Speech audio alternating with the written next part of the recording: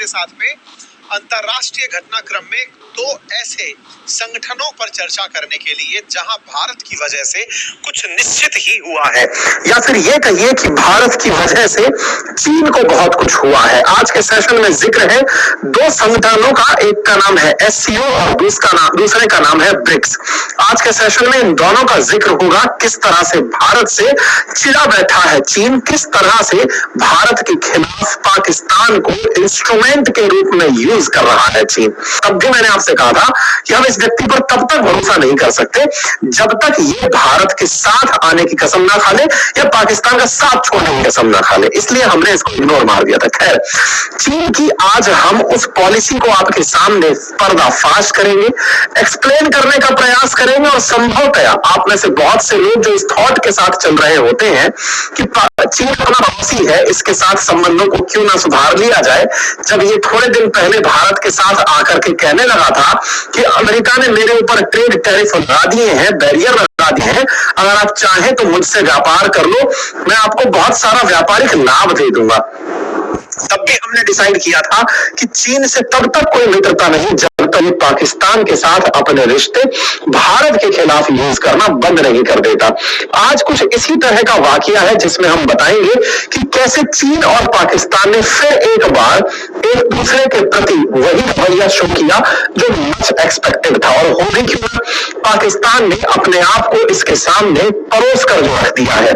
फिर चाहे China Pakistan economic corridor की बात ही क्यों ना हो, पाक ऑक्यूपाइड कश्मीर से उसे निकलवा कर पाकिस्तान ने उसे अपनी बड़ी कूटनीतिक जीत माना था।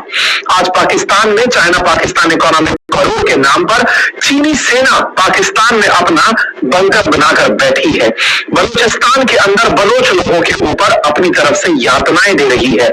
ऐसे में पाकिस्तान तो चीन के साथ रहकर समझ रहा है कि उसे किसी बहुत बड़े देश का संरक्षण मिल गया है जिसकी छां में वो बिल्कुल वैसे चल सकता है जैसे ऊंट घाटी की छां में कभी कुत्ता चल रहा होता है। खैर, फिलहाल के लिए आज हम इसको चेहरा उजागर करेंगे जिसमें इसे आतंकवादी नजर नहीं आते। दुनिया के देश जिन्हें आतंकवादी मानते हैं, चीन को वो नजर नहीं आते, और चीन को जब नजर नहीं आते तो स्वतः ही समझ में आता है कि चीन पाकिस्तान के आतंक को भी अपने हित में उपयोग लेना चाहता है। आज चीन का वो रवैया जिसके चलते भारत और पाकिस्तान भारत ने चीन के जिस पैतरे को चलने नहीं दिया, आज हम उसका जिक्र आपके सामने करने जा रहे हैं। अगर आप इस हेडलाइन को पढ़ें तो आप समझ पाए कि भारत ने मना कर दिया है ज्वाइंट स्टेटमेंट पर साइन करने के लिए जो एससीओ समिट के दौरान पास होना था। अब ये क्या मायने रखता है कि हमने क्या मना कर दिया? एससीओ समिट होती क्या है? मना कर दिया तो किसने मना कर दिया? कौन पार्टिसिपेट करने गया था? तस्वीरों में राजनाथ सिंह जी दिख रहे हैं, उनके द्वारा मना करना कितना मायने रखता है? हमारे प्रधानमंत्री क्यों नहीं गए? होता क्या? तमाम बातें आज के सेशन में पूरी तरह से करते हैं। आइए, चर्चा में हेडलाइन है भारत पाकिस्तान बीच की चर्चाएं हैं, पाकिस्तान चाइना का गेम प्लान भारत ने बिगाड़ दिया, भारत ने एससीओ के ज्वाइंट स्टेटमेंट को पास ही नहीं होने दिया।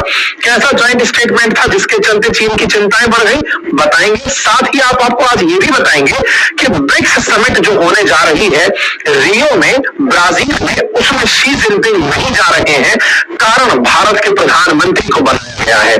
ऐसे में अमेरिका जो नहीं चाहता कि ब्रिक्स अमेरिका के खिलाफ खड़ा हो या एससीओ नाटो के खिलाफ खड़ा हो, उसे निश्चित ही खुशी हो रही होगी कि वो संघ जो मेरे खिलाफ बनने की तैयारी में थे, आज वो खुद से ही सर्वाइव नहीं कर पा रहे हैं।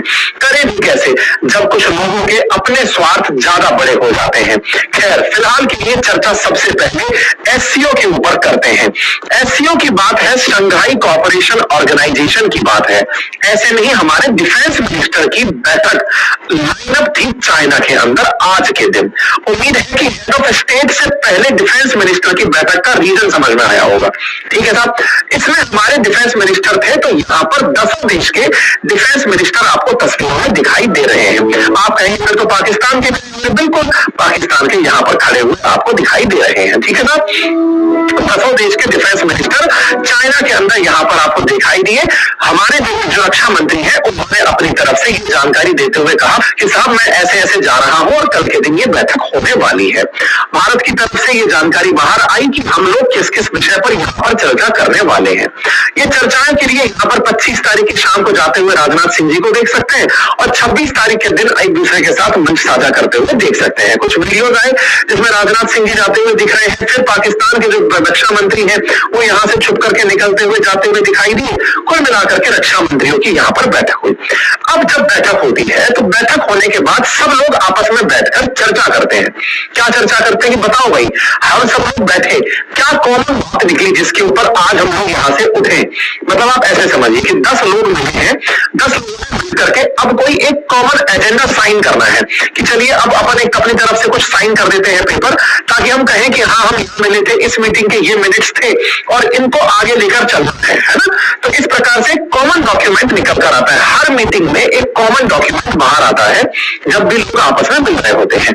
लेकिन जब वो कॉमन डॉक्यूमेंट है और इस तरह के सहयोग संगठन होते हैं तो हर वोट का मना करना अपने आप में मैटर करता है। ऐसे में आतंक के खिलाफ यहाँ पर प्रस्ताव आना था, लेटर के अंदर एक शब्द डलना था, लेकिन आतंकी घटना के अंदर इस पद में पहलगाम में हुआ आतंकी हमला शामिल नहीं किया गया। इसके स्थान पर बलूचिस्तान के अंदर जो ट्रेन हाईजैक का मामला हुआ था वो इस लेटर के अंदर शामिल किया हुआ था। भारत ने जैसे ही इस डॉक्यूमेंट को देखा, डिफेंस मिनिस्टर की तरफ से साफ इनकार कर दिया कि मैं इस पर साइन नहीं करूंगा, साइन नहीं करूंगा। ख्वाजा आसिफ पाकिस्तान के यहाँ पर रक्षा मंत्री उपस्थित थे। ज्वाइंट स्टेटमेंट में हमने साइन नहीं किया तो ये पास नहीं हुआ, क्योंकि 10 की 10 की तरफ से इसके ऊपर सहमति मिलना जरूरी था। बड़ा सवाल बनता है कि साहब इस बैठक में साइन कागज होने थे, कागज साइन होने थे तो पहलगाम नहीं था लेकिन बलूचिस्तान था। इसका मतलब एक सवाल तो सही है कि भारत ने आतंकवाद का मुद्दा यहाँ अपनी जीरो टॉलरेंस नीति बताई, तमाम बातें हुई, लेकिन हम 10 देशों को यह कहकर कन्विंस करने में कामयाब नहीं हुए कि आतंक की घटना जो पहलगाम में हुई थी उसकी भारत कड़ी निंदा तो करता ही है, उस पर कार्रवाई भी करता है और 10 देशों से अपेक्षा करता है कि वो उस पर कड़ी प्रतिक्रिया दे। लेकिन चीन ने उस पॉइंट को वहां डलवाया ही नहीं, क्योंकि होस्ट कंट्री कौन था? चीन था। चीन को यह डॉक्यूमेंट तैयार करना था, जैसे G20 का डॉक्यूमेंट भारत को तैयार करना था, ऐसे ही G20 के इस डिफेंस मिनिस्टर लेवल की जो टॉक थी, इस डॉक्यूमेंट को ये लोग तैयार करने वाले थे, लेकिन इन्होंने ये शब्द ही इसके अंदर नहीं डाला। क्यों नहीं डाला? पाकिस्तान प्रेम जो कि जग जाहिर है। तो क्या आतंक के प्रति इनका रवैया पहली बार ऐसा हुआ है? नहीं, ये हर बार पाकिस्तान प्रेम में इतने ही उलझे रहे हैं। शी जिनपिंग ने अक्सर यूनाइटेड नेशंस के अंदर जब जब हमने ग्लोबल डेजिग्नेट करने के लिए आतंकियों की लिस्ट लगाई है, सबसे पहले उन्हें बचाने यही आया है।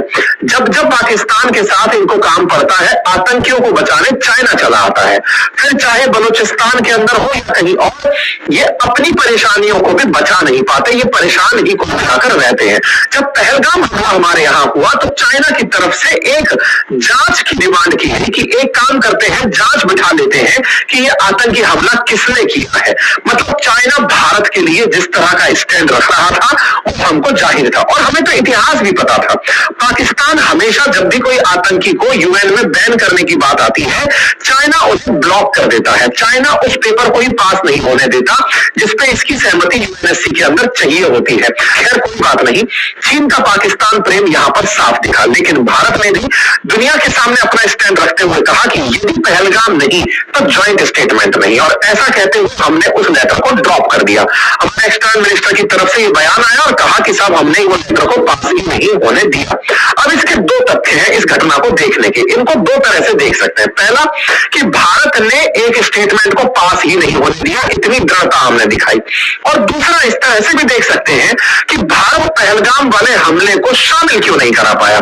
अगर 10 देश थे तो उनमें से कुछ देश तो ऐसे भी होंगे जो भारत के पक्षधर होंगे, चाहे सेंट्रल एशियन कंट्रीज हो या फिर रशिया हो, बेलारूस हो, ये भारत के मित्र रहे हैं। ऐसे में इन लोगों के द्वारा हम इसमें इस लेटर को क्यों नहीं डलवा पाए, ये घटना को क्यों नहीं डलवा पाए। तब भी मैंने आपसे कहा था कि हम इस व्यक्ति पर तब तक भरोसा नहीं कर सकते जब तक ये भारत के साथ आने की कसम ना खा ले या पाकिस्तान का साथ आप छोड़ने की कसम ना खा ले, इसलिए हमने इसको इग्नोर मार दिया था। खैर, हमारे रक्षा मंत्री यहाँ पर अपने अपने जो काउंटर पार्ट्स हैं जिनसे मिल सकते थे, उसमें रशिया से, बेलारूस से इनसे मुलाकात की तस्वीर बाहर निकल कर आई। ज्यादा इसमें कहने का कुछ नहीं था।